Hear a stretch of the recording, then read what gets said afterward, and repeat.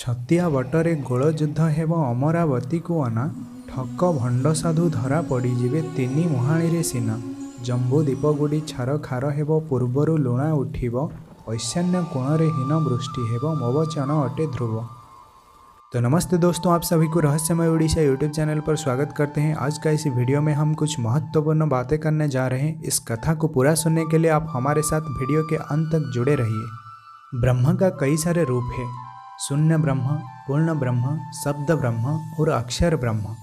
शब्द ब्रह्म और अक्षर ब्रह्म इन दोनों को मिलाकर मालिका बना है।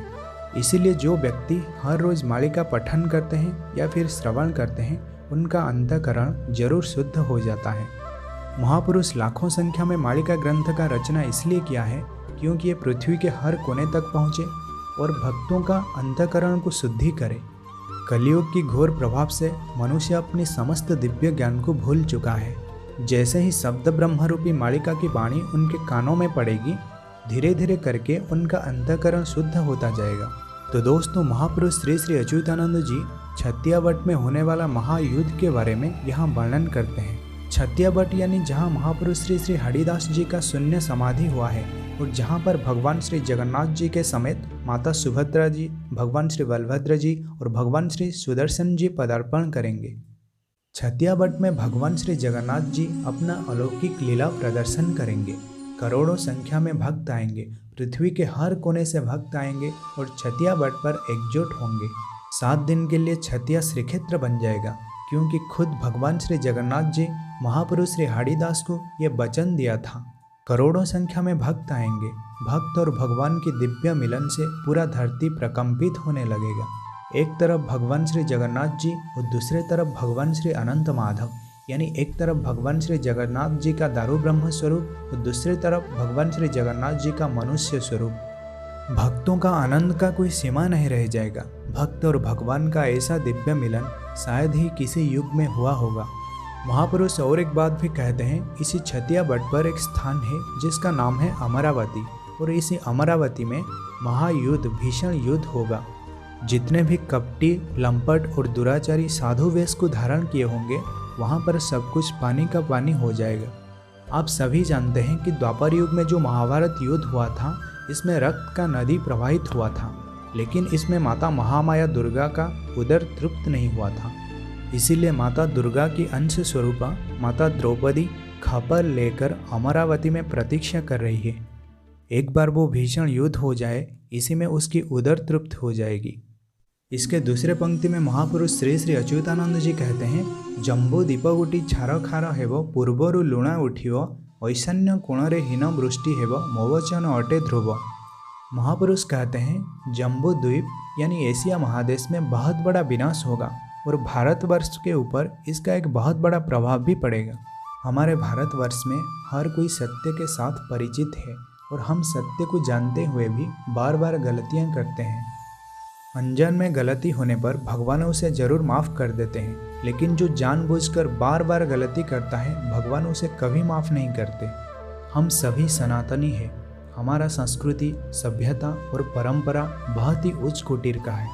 हमारे संस्कृति और सभ्यता से ही सत्य का वास है और उसी सत्य से विमुख होकर हम वेस्टर्न कल्चर यानी पाश्चात्य सभ्यता के पीछे भाग रहे हैं।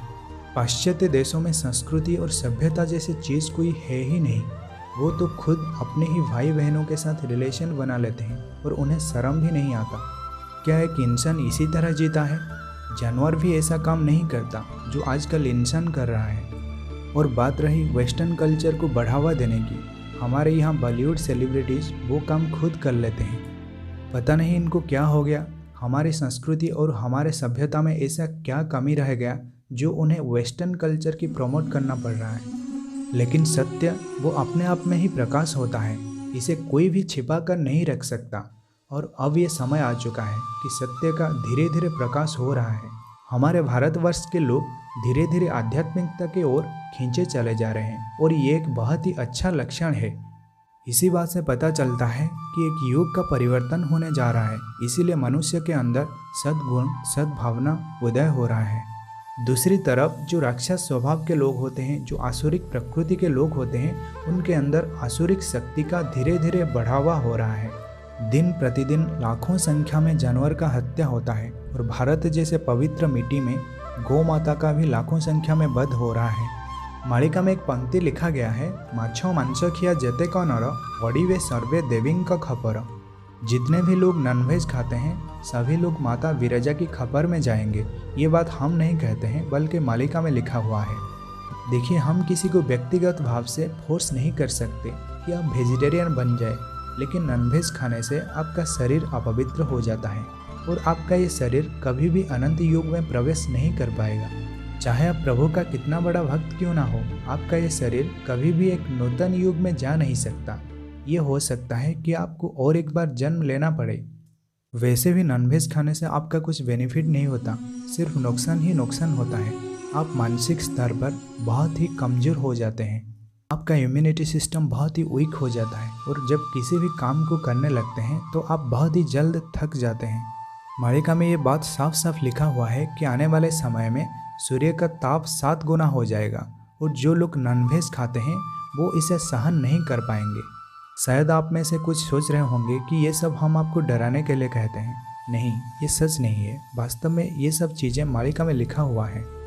तो दोस्तों, आज का इसी वीडियो में बस इतना ही है। अगर आप लोगों के मन में कोई भी डाउट है तो आप हमें कमेंट सेक्शन में ज़रूर पूछिए। भगवान श्री श्री सत्यानंद माधव की श्री चरण कमल में प्रणाम करते हुए आज का इस वीडियो को यहीं पर समाप्त करते हैं और आपसे विदा लेते हैं। फिर मिलेंगे अगले वीडियो में। तब तक आप सभी को जय जगन्नाथ, जय पंचसखा, जय उड़ीसा, जय भारत।